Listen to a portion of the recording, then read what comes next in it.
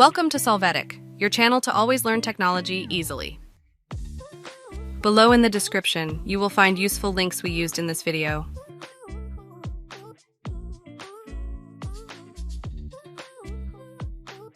Today in Solvetic, we will see how to create Outlook rules move to folder. Open Outlook. Now from the View menu, click on the option View Settings. In the Mail section, click on Rules.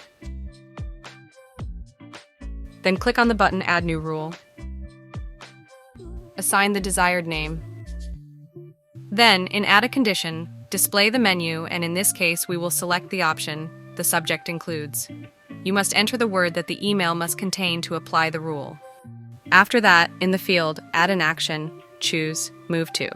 Select the folder where the emails will be moved, or you can create it. Finally, click on Save to apply these changes. You will see your rule created in Outlook. Hey, remember to subscribe Solvetic channel.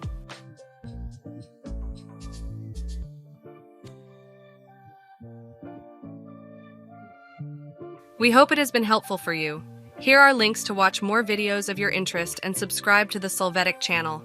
Thank you.